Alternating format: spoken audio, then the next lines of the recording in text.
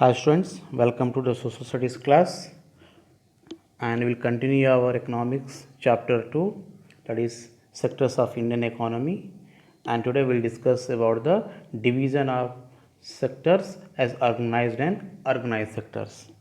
Students, we studied about all the three sectors of Indian economy, that is primary, secondary and tertiary. We saw how they were divided and we have read how are the goods and services are counted, that is final values of goods and services are counted, what is GDP. Now today we will discuss about how the division of sectors are done in organized and unorganized sectors. Now let me know you what is a organized and unorganized sectors with one example of our book itself. Here is given Kanta and Kamal.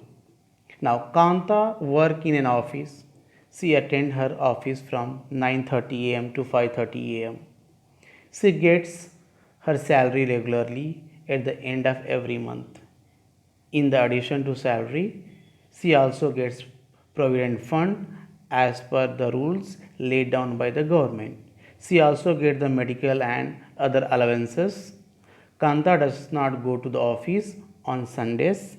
She is a paid holiday. This is a paid holiday. When she joined work, she was given an appointment letter starting all the terms and conditions of work. Now, means Kanta, she is working in a government office. She is a government employee. She has a fixed working hour. Her salary is fixed, and end of every month she gets her salary. Sunday she has a government holiday, and on gazetted holidays or national holidays also she may get leave. She has a medical leave, casual leave, and she gets provident fund. All these facilities she gets.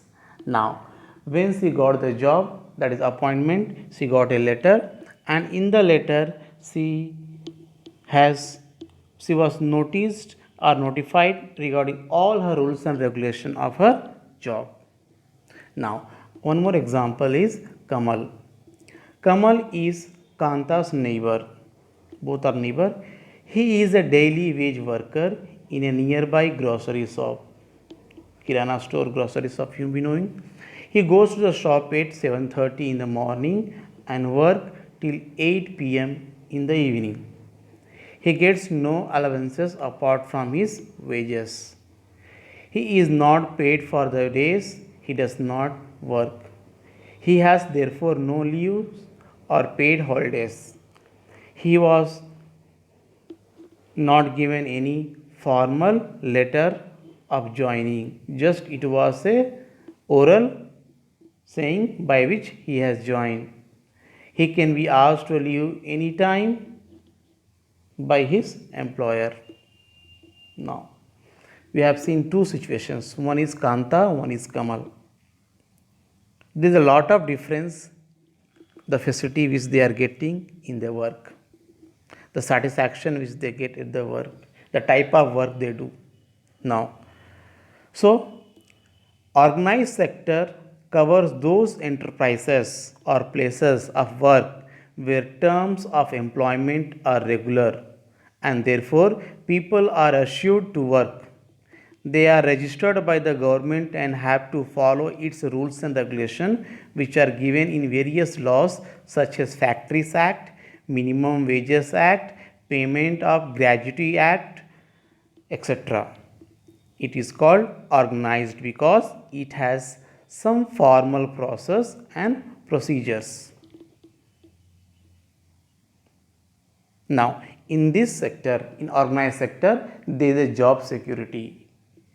No one can be removed from job without a prior notice or without any big issue.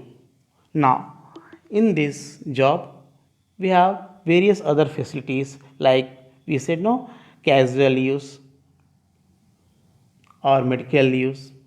Salary is fixed after every month.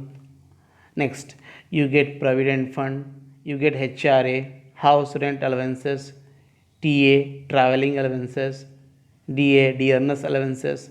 So many facilities you will be getting in the organized sector. Next, in organized sector, the working condition, the environment, the safety of the worker or employee is everything is taken into consideration. But in unorganized sector, there is no fixed working hour. There is a fixed time to go or report the office, but there is no fixed time to come back. The working hours are not fixed. In organized sector, 6 to 8 hours, whereas in unorganized sector, it is not fixed, sometimes 8 to 12 hours. But if you work in an organized sector for extra hour, you get extra pay. But in most of the unorganized sector, you never get any extra pay for the extra hours. Apart from that, you may not have medical leave, you may not have provident fund facility. The working hours, the working condition, the working environment may not be eco-friendly. These all problem. Next, apart from that, the employer may ask you to leave the job at any moment of time. You may not get any proper appointment letter. So these all are problem being faced by in an unorganized sector. Now, who are the people work in unorganized sector? In our country, majority of the population work in unorganized sector.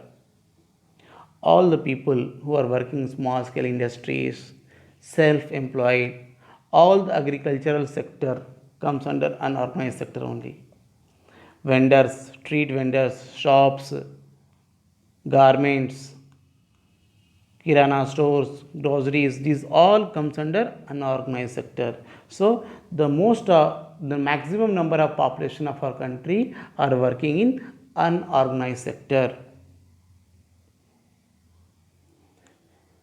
That's all for today, students. We'll continue tomorrow.